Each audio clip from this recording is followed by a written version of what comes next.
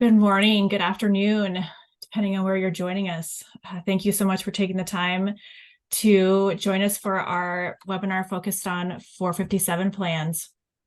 We're going to get started in just a minute, but I am Lindsay Knopick, the marketing manager for Multnomah Group, with some of our housekeeping items. You are all muted. Brian loves questions, so if you have questions, please use the Q&A feature in Zoom. We will do our best to answer them as you ask them. So bear with us as we go through the presentation. This presentation is being recorded, and you will receive a copy of the recording and a copy of the slides within a day or two of this presentation. So thank you so much for your time. And with that, I will pass it over to our presenter, Brian Montanez, who is a principal of Multnomah Group. Brian, go for it. Thank you, Lindsay, and welcome everybody. As Lindsay mentioned, my name is Brian Montanez. I'm a principal with Multnomah Group and a consultant here in Northern California, although I'm fortunate enough to have clients from coast to coast. Enough about me. So I'm here representing Multnomah Group today. Multnomah Group is an institutional retirement plan consulting and fiduciary investment advisory firm. We work with clients to develop excellent fiduciary oversight programs for not only their investments, yes, we are an advisor, but for the retirement plan vendors as well. And currently we do it for 162 different clients across the country. That represents 266 plans. About 2/3 of our clients are nonprofit, which is why we're doing this webinar today. We have a lot of 457 plans in our clients. And it's important for us to note two things. One, we are a committee-governed organization, so it's not just the opinion of the advisor you're working with. It comes from a well-researched and thought-out committee exercise. And two, as a fiduciary advisor, we take no revenue from any third parties. Over 90% of our revenue comes directly from sending invoices to clients for being a retained investment consultant. With that said, we're not here for that. We're here to talk about 457B plans for tax-exempt entities. I emphasize that because governmental plans have a different set of rules. So if you are a governmental 457, pretty much nothing I'm going to say today is applicable to you. These are all 457s of nonprofit organizations. So a couple of years ago, I put this presentation together and have modified it over the time because I had some clients that were getting audited by the IRS. And what I realized is even clients that I work with make some common mistakes. So back in 2013, I know that sounds like a long time ago, but not if you're being audited by the IRS. The IRS announced it was going to undertake a compliance check project on 457B plans for non-governmental tax-exempt organizations. Over the next few years, the IRS audits of 457 plans have increased, and in the past few years, focusing on the following issues in its audits. First off, we're looking at the document, right? Do they have an appropriate document? Do you have a compliant document? And that actually, those sound really simple. Do you have a document and do you have a compliant document? Meaning, has it been updated by all the regulatory changes over the years? That's step one. IRS basic rules, got to have a written plan document. Number two is whether the group of eligible employees has been properly limited to a select group of management or highly compensated employees. Both of these plans are intended to be for a select group of highly compensated employees, not a general retirement benefit. And whether there's been compliance in the annual contribution limits and special catch-up rules. We're going to talk about this today. Please pay attention when we get that section because this is a common error I see with clients and common questions that I get from folks in the industry. Whether there's been compliance with the rules governing the time and manner of distributions. Yet another problem that I see with clients is they just don't understand the distribution rules for 457 plans. They're very different than a 401k or a 403b. And whether FICA and income taxes have been properly and timely withheld. There are different rules for FICA and FUTA for 457 plans, depending on which type of plan and which type of contribution. And potentially, most importantly, whether the top hat notice required by the DOL was filed properly. So 457B plans are subject to the Department of Labor disclosure and reporting requirements, until they file a top hat exemption notice. It's literally just like a birth announcement, letting the DOL know that your plan has been created. They'll send you a note back saying thank you for the invite, and that's it. There's no other filings, no ongoing reporting or disclosure requirements. You just have to tell the DOL that you have a 457B plan or F plan. Brian, we do have a quick question. Yeah. The question is, does this pertain to nonprofits that are funded by government NSF?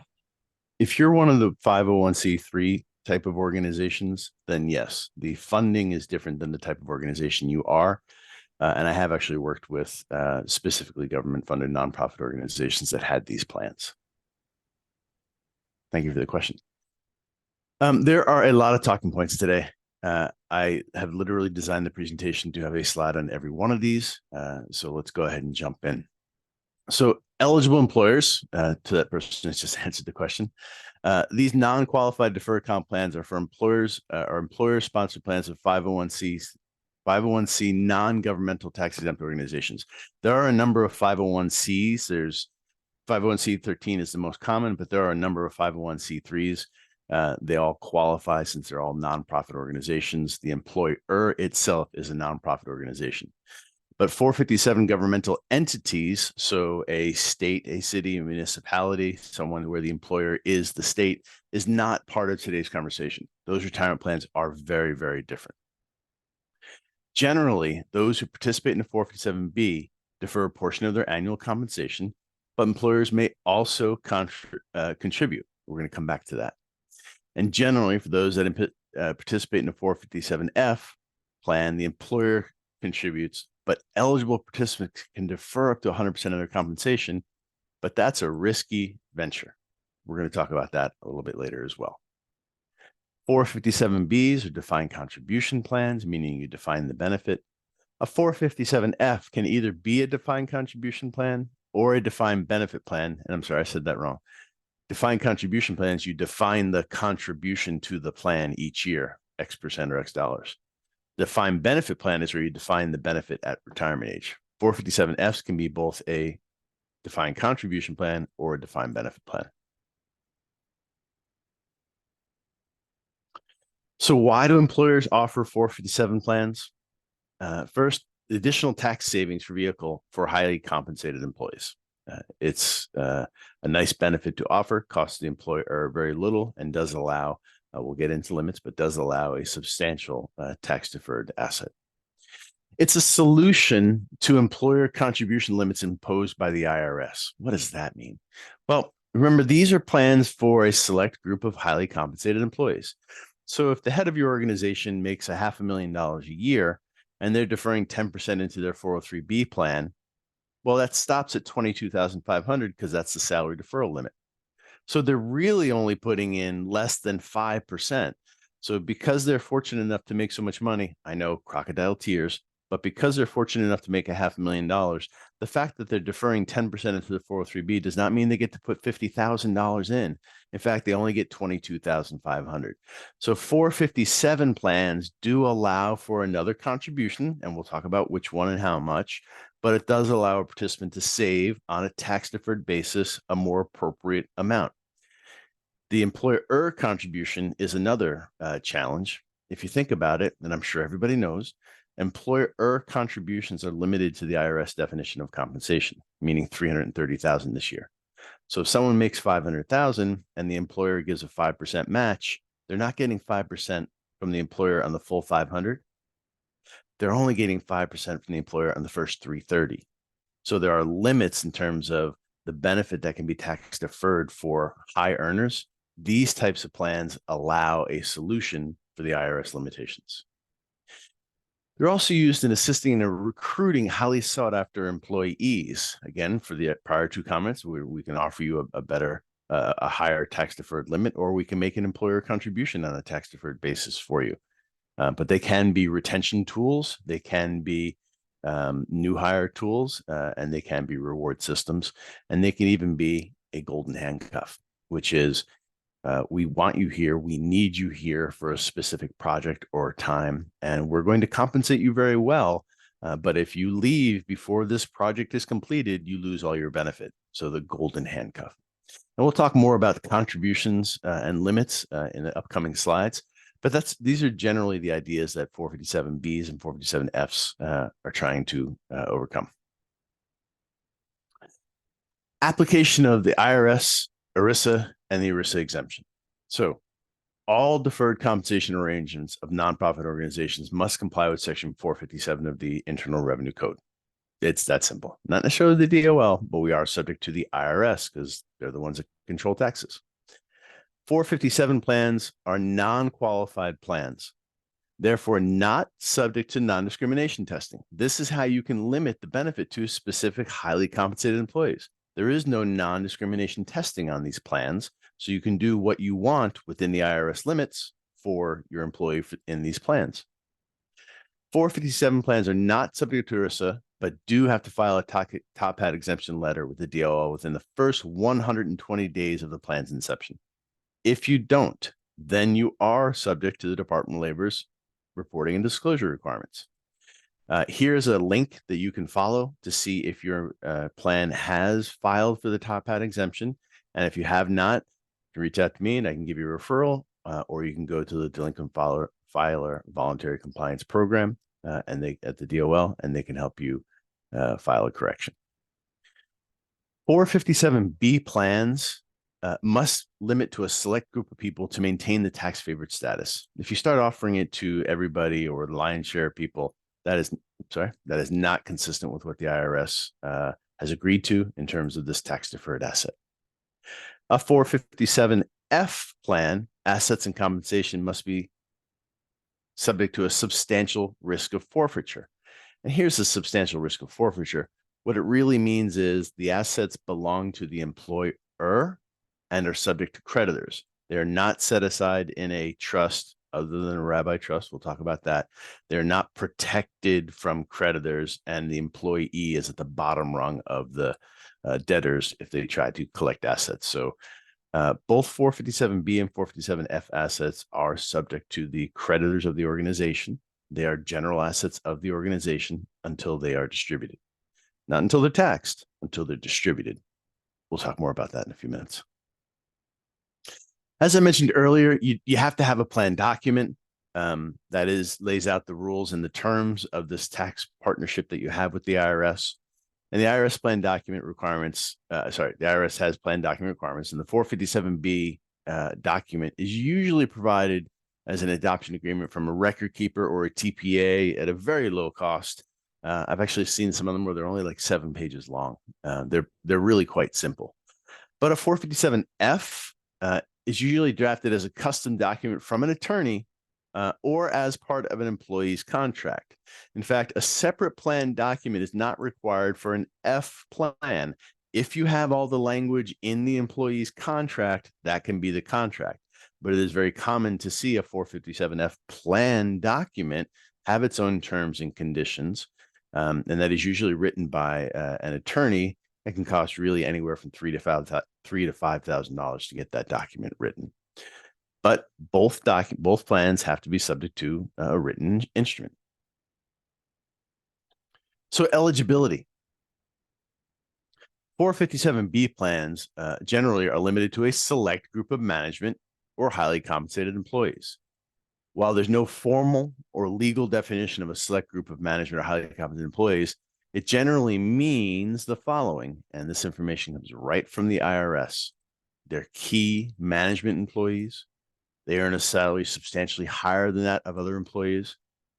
Over the years, the court and the Department of Labor have looked at one or more factors such as total employees versus number covered under the plan, average salaries of the select group versus the average salaries of other employees, the average salaries of the select group versus the average salaries of all management or highly compensated, the range of salaries the employees in the select group, and to the extent where the select group can negotiate salaries and compensation packages. So again, we're trying to create a select group of people, and this is IRS and DOL. Informal guidance says limit to 10% or less of the full-time employee population. Can you go over 10? Sure. Then you risk catching the eye of the IRS. But here's what they're looking for. And here's the informal guidance. Now, a 457F plan generally are further restricted only to the senior most employees or a targeted hire. So a president, a CEO, a CFO that's here to get you through a challenge such as bankruptcy or something like that. So very, very specific people. I'm not sure I've ever seen more than 2 or 3 employees be eligible for a 457F plan. And I've got several hospital clients that have, north of 1,000 employees. This is an important one. Security of assets, they're all important. I wouldn't have written it down if it wasn't important. The security of assets and fundings of the plan. This is the pact that we have with the IRS. So from a security perspective, 457B and F plan assets are held as part of the general assets of the employer. That's why they're subject to substantial risk of forfeiture. An employer who has a troubled financial time can actually lose these assets. They can be taken by creditors. These plans are subject to attachment by creditors of employers, even in the event of bankruptcy. And this includes salary deferrals. So a highly compensated employee is generally thought to be a more financially knowledgeable employee and should, in theory, understand these risks, which is another one of the reasons the IRS will allow you this extra tax deferred benefit. But there is a security mechanism that you can put in place to provide a measure of protection, and it's called a rabbi trust. Earlier, I said these assets are not held in trust, meaning they are not segregated from the employer's assets. A rabbi trust is not segregated. A rabbi trust is a trust held at the employer level that says these assets may only be used to pay the benefit of the 457 plan, meaning if there's an outstanding debt, the CFO can't touch the assets in the 457 plan to pay that invoice. The rabbi trust specifically says these assets are only here to pay for the benefit for the 457 plan, but it does not protect you from creditors. Funding, 457B plans are funded. Now, I put funded in brackets, meaning assets are put aside, meaning I'm putting my $1,000 a month into a 457B plan. I'm funding it. But in the 457B world, vesting and funding are used in multiple ways. 457B plans are unfunded, meaning the assets are not segregated from the employer, right? That's what this means. These are to say it's unfunded means the assets still belong to the employer. I am funding my 457 by putting money in, but the assets still belong to the employer, even though I had the right to take it as compensation. So I'm putting my own assets at risk because technically it's legally unfunded. Functionally, I'm funding it by putting the dollars away. This contrasts to a 457F plan, which generally are large employer contributions for a specific period of time. Now, they can be funded as in we're going to put $100,000 away for the CEO for each of the 5 years, or until the hospital merges with this other hospital, or until there is an event, and then he has access to that money. 457Fs may be funded or unfunded, meaning I can put $100,000 away in an account for the president or CEO until she's ready, or I can just accrue the liability. So the organization does not need to segregate, earmark from an accounting perspective, not from a liability perspective. A 457F does not have to have the money set aside specifically to pay that benefit. Depending on what the document says, what you've negotiated with your employee and your attorney has put in writing, it may be funded or it may not be funded. So funding is a weird word here. Vesting is another weird word we're going to get to a little bit later. But in the 457B world, I mean funded as in I've put money in, not legally segregated. And the 457F does not have to be funded, or you can fund the contribution.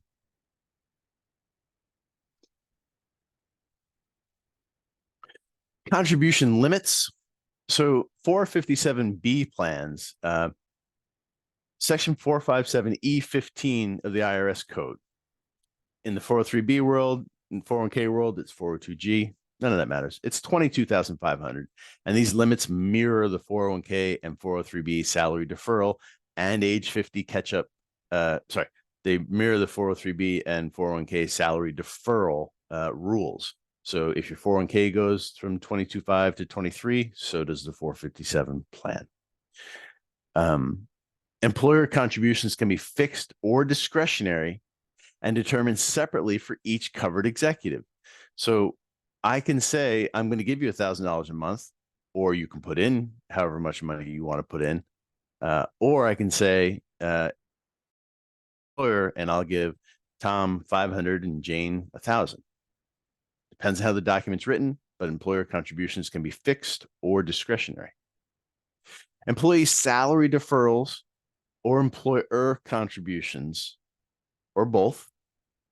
However, those contributions combine to meet the 22,500 limit. So if I put in $10,000, then the employer can only put in 12,500. It's not like a 401k and a 403b where I can put in 22,500 and the employer can put in another 30 whatever $1,000. Nope. The 22,500 is a combined limit of salary deferral or employee money and employer money. That's one of the tricks I see people getting caught up on.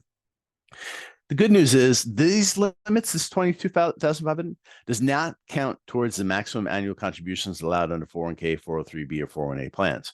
So if I have a 22,500 benefit in my 457b plan, that does not limit in any way the benefits I can get in my qualified retirement plans of the employer. There are no age 50 catch-ups in a 457b plan. However, there's a special 3-year catch-up provision that allows individuals within 3 years prior to the year in which they reach their plan's normal retirement age. So if my plan says my normal retirement age is 65, then 64, 63, and 62, I can do the special 3-year catch-up contribution. What is that?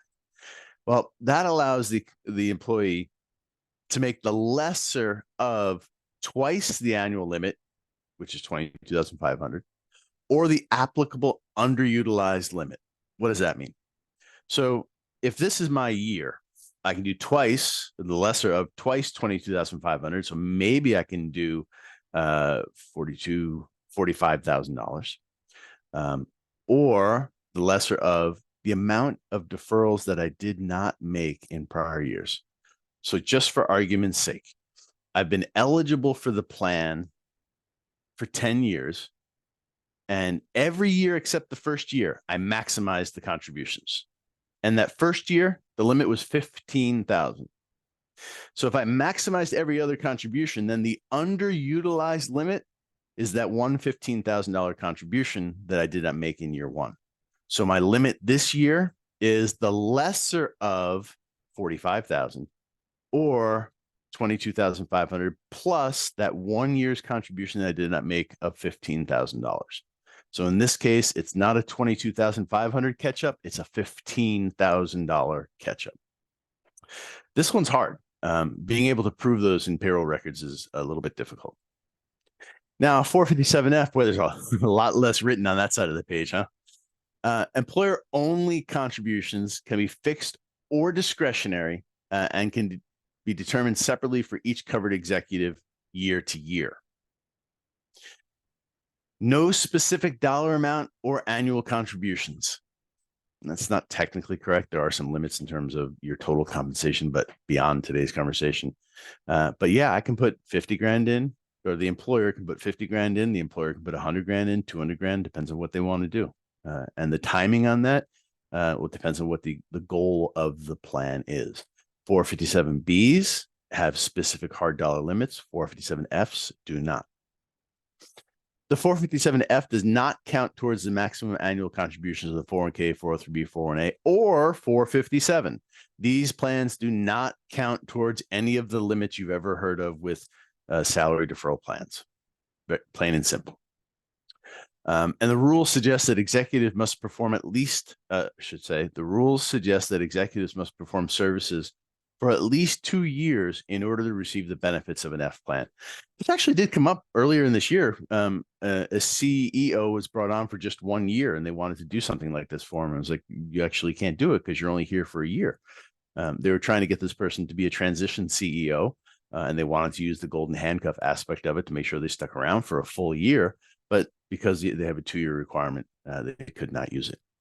So 457Bs, very simple, very similar to operating a 403B plan from a salary deferral perspective. 457Fs, these are those real deferred comp plans, the golden handcuff plans.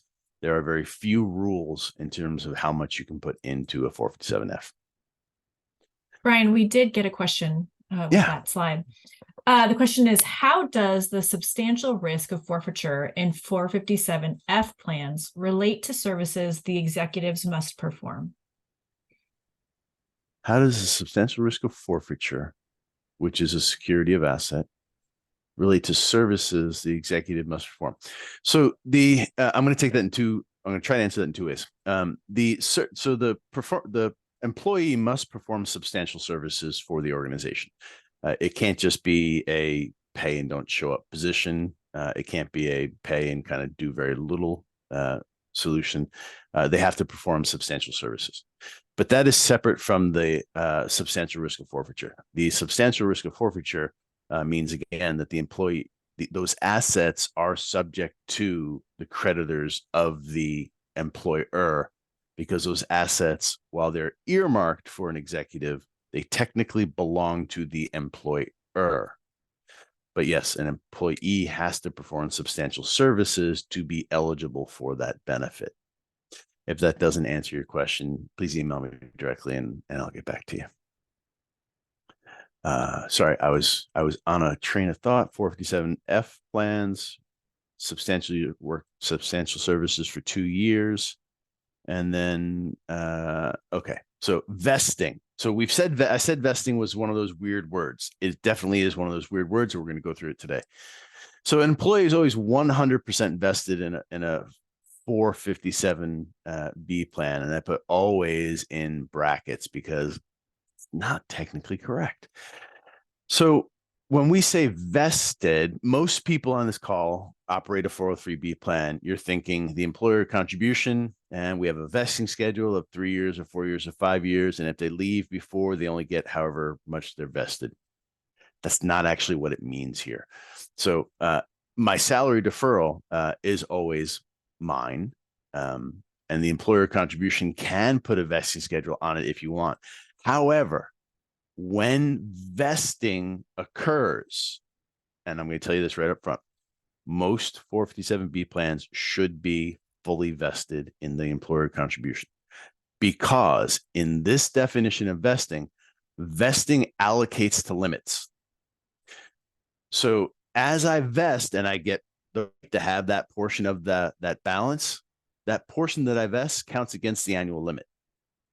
So for argument's sake, if the employer put in $10,000 a year for 5 years, and I had a 5-year vesting schedule, at the end of 5 years, a cliff vesting schedule, 0, 0, 0, 0, 100%. So at the end of 5 years, I vest in the full account balance, take the stock market out of it, $50,000 account balance, I fully vest. 50,000 exceeds 22,500. That's what I mean. So vesting, salary deferrals, it's my money, so it's vested. But for the employer contribution, vesting allocates to the employer combined limit of 22,500. So I very rarely, in fact, I don't think any of my clients have a vesting schedule on employer contributions in the 457B, because it would be far too easy to vest a number that's higher than 22,500. So generally speaking, 457Bs are always 100% vested. The opposite with a 457F. So the golden handcuff aspect of it, right? Employee is 0% vested until a predetermined vesting event is reached. Maybe it's we want you here for 5 years. Maybe it's until we merge with that organization or build that building, or whatever the goal is. That's when a person vests and has a right to their money. Vesting is tied to the duration of service and or the occurrence of a condition that is related to a purpose of the compensation. So we want you here for 5 years, a transition CEO until we merge organizations, whatever it might be. If the date's employment prior to the vesting date, the entire 457B the entire 457F can be forfeited. Depending on how the document is written, and this is why they're the golden handcuffs, you can say, hey, we want you here for 5 years, and if you leave after 4, you forfeit all the F money that we gave you. We gave you $100,000 a year, and you're going to forfeit 400 grand because you left after year 4. Some organizations say no. If you leave before the full vesting, you get what you've accrued. It depends on how you want to write the plan. But generally speaking, when someone vests in a 457F plan, that's when the assets are taxed. Here, it's not taxed. It allocates to the limits of $22,500. In the F, vesting equals taxation. So at the end of that 5-year period, they're taxed on that money, whether or not they take it out of the plan. I'm going to repeat that. In a 457F plan, you are taxed when you vest, even if you don't take the money out of the plan. I said earlier that a salary deferral, my own money in an F plan, is risky. That's one of the things I'm talking about. Depending on the vesting, I could lose all my contributions. And then one step further, I can vest, pay the taxes on the money, leave it in the plan, and then lose it to debt creditors. It's a risky proposition. You have to be really comfortable in your organization's financial strength.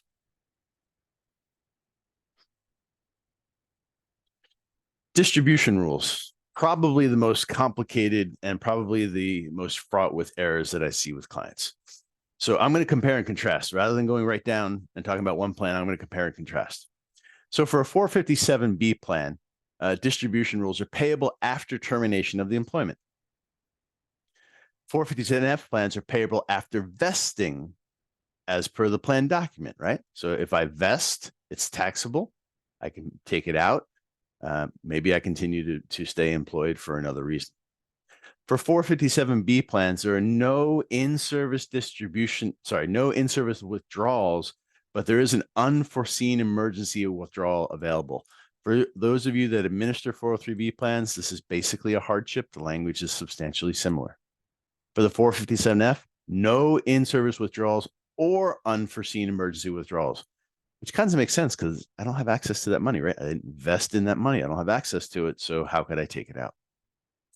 For 457B plans, required minimum distributions are required. But since it's not my money in an F plan, there are no RMDs. In 457B plans, they're not eligible for a rollover to an IRA or to another employer-sponsored retirement plan, but they may be transferred to another employer's 457B if both plans allow transfers. It's effectively a rollover, but it's called a transfer. So if my plan allows transfers out and my new employer allows transfers in, I can move the money over. But a 457F, not eligible for rollover to an IRA or to another employer-sponsored retirement plan.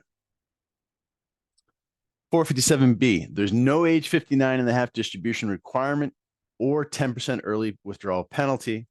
Same thing with the 457F. In the 457B, absent a written distribution election, so I have terminated employment, and that means I'm going to get paid out. But if I don't put a written distribution deferral election in place, the plan must pay the assets as per the default distribution, usually lump sum within 60 to 90 days. This is the thing that I think that causes most employers that I work with the greatest difficulty, which is one of their senior folks has left employment for whatever reason, and they do not understand that whatever the plan document says has to be administered immediately, and 457Bs are not meant to be indefinite tax deferrals. Once you have your termination from employment, the IRS really wants you to take your money out and pay your taxes. You can defer it and leave it in the plan, but you have to put that deferral in writing within a specific period of time. And most plans are 60 to 90 days, but it really does depend on what your document says. Could be 30. And absent that written deferral election prior to that trigger date, 30 days, 60 days, you'll be paid out in full and taxed, and you can't move it to a tax deferred vehicle once you receive it. For the 457F, though, distributions are prescribed by the plan document. So it's not based on your indefinite employment. Remember, it's here for a specific period or a specific event. And distributions are prescribed by the plan document. Employees has limited options to alter the structure and or timing of the payout. Back to the 457Bs, participants may make a one-time additional election to defer, but not accelerate the receipt of benefits if the election has been made before the distributions have started. So I can do a one-time additional election to defer. So I just terminated employment and I said, you know what? I'm going to wait for 2 years to get my money. And then a year comes now and I say, I don't want this money next year. I can defer it one more time, but that's it. But I may never accelerate the receipt of those assets. And by the way, that is clearly specific to your plan document. That is, those are the rules, but your document may have chosen different rights. For the 457F, the employee may make a one-time additional election to defer, but not accelerate the receipt of benefits, kind of like I just said, within the first 90 days, kind of like I just said. However, with the F, there are two contingencies. The benefit must be materially greater, 125%. So if I'm going to defer a receipt of $1 million, then 2 years from now, it has to be at least 1.25 million, because the deferral has to be for at least an additional 2 years of substantial service. Not I quit and I just don't want to take it. 2 years of substantial service and 125% greater than the benefit that you deferred. For this reason, this is a very infrequently used feature, but we're talking about the rules. In a 457B, distributions can be structured in a number of many ways over many different time horizons. I can take out a monthly distribution, a quarterly distribution, an annual distribution, annuitize, lump sum, partial lump sum, depends on what I want. And depends on what the plan document allows. But in the 457F, distributions are prescribed by the plan document. That's it. Can I defer it? Sure, if the plan document allows it, but I'm not going to be able to have a bunch of distribution rights that are at my privilege. It's going to be already prescribed in the document what my distribution rights are. And loans, no loans are allowed in either of these plans. Hey, Brian, we did receive quite a few questions. Do you want to run through them now? Yeah, sure, please. All right, first question. For 457F taxation at vesting date, is there guidance available for calculation, reporting, all things taxation management? It's actually prescribed by the IRS. So yes is the answer. And we're going to get to taxes in a minute. So if you'll hang on, I think I'm going to address your question in one of the next couple slides on taxes. Next question. If a 457B plan is closed, i.e. the plan is terminated, what distribution options are there for the in-service participants? If the 457B plan is closed, it's going to be effectively a lump sum distribution because the plan will not exist to pay out benefits beyond that. Next question. This is looking for a clarification. For 457Bs, the distribution deferral election must be written prior to separation date? Asking that as a question to you. Not separation date, prior to distribution date. So we'll just take an example. I terminate today. and my plan document says I have 30 days to put in writing when I want to defer my assets or receive my assets. And if I do nothing in 60 days, I will get paid fully out. So it's from the point where you terminate until what the plan document says, 30 days, maybe 60 days to put that deferral election in writing. And it has to be in the plan document. So you can talk to your administrator about what that provision of your plan is. All right, last question this round. On 457B, unforeseeable emergency withdrawal, is that allowed based on both employer and employee contributions? Yes. As per your plan document. So we've been talking about different rights and features that you can have in your plan. And I'm trying to talk about what the IRS allows. So yes is the answer, but your plan document may be more restrictive. And that question, I guarantee you, is coming from an experienced administrator who's worked with 403Bs and was worked with employer contributions over the prior years. Anything else, Lindsay? Not at this time. Okay. And again, if I don't answer your question completely, please email me and I will try to do a better job. Taxation. Lindsay, do you have the question on taxation again? Let me pull it up. For 457F taxation at vesting date, is there guidance available for calculation, reporting, all things taxation management? Yeah. Okay. So for the 457F plan, the entire benefit is taxed when vesting occurs, not when distributions happen. When vesting occurs, including FICA and FUTA, and taxation occurs the vesting regardless of whether the benefit is paid out, and all distributions are treated as wages for federal tax purposes and reported on the W-2 tax form. 457F is really easy. It is taxable wages, period, end of statement. This really truly is a deferred compensation agreement, meaning I'm going to defer my compensation until a future date. When it vests, not when it's distributed, when it's vested, it becomes standard W-2 income, FICA, FUTA, federal, state. So that's very clear, and I hope that answers the question. But 457Bs are a little different. So taxed for federal and state when distributed, and employee contributions are subject to Social Security and Medicare taxes currently as if the employee had received the compensation. So I pay FICA and FUTA when I make the deferral on a 457B, but not on an F. Employer contributions are subject to FICA and FUTA at the same time, at the time of vesting, since almost all employer contributions to a 457B are 100% vested upon contribution.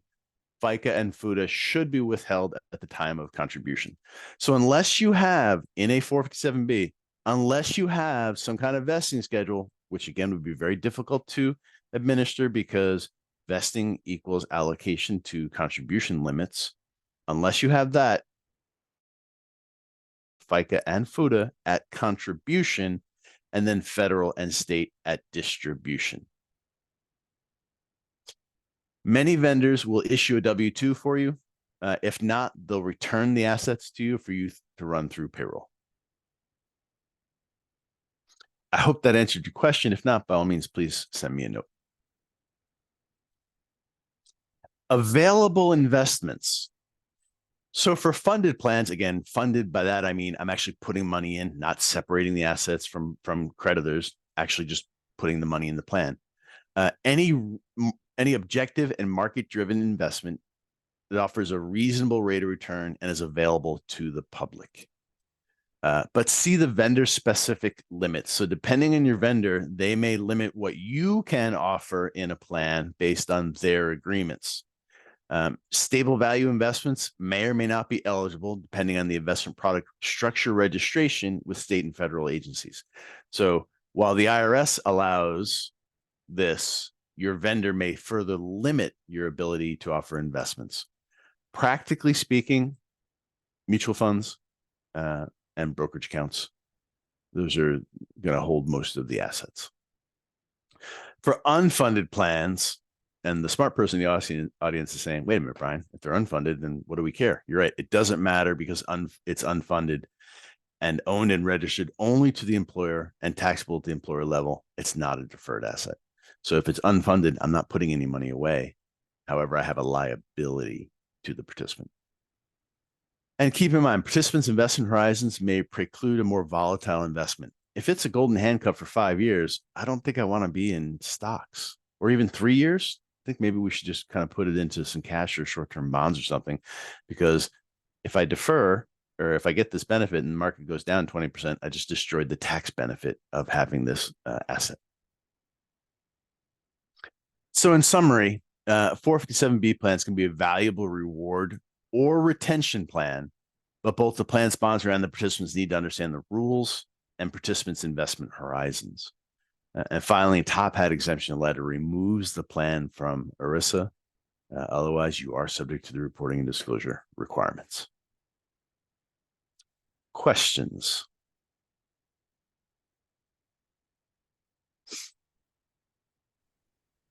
We can give it a minute, Brian. Nothing right now. Yeah, that's a lot of information. And slides will be sent out, so you can use it as a reference document. You can email me if you have questions.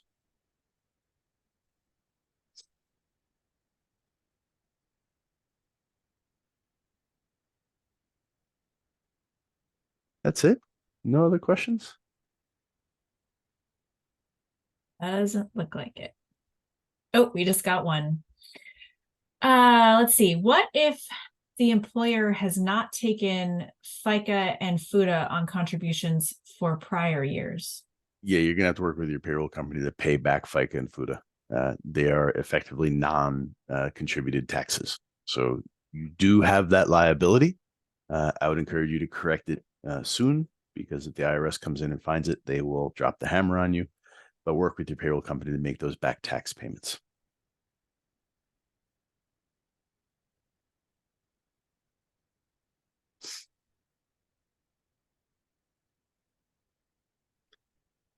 Anything else?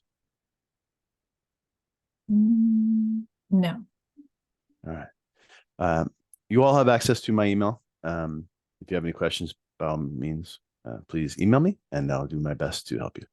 Thank you all for attending. I hope you found this interesting today. I appreciate your time. Bye-bye.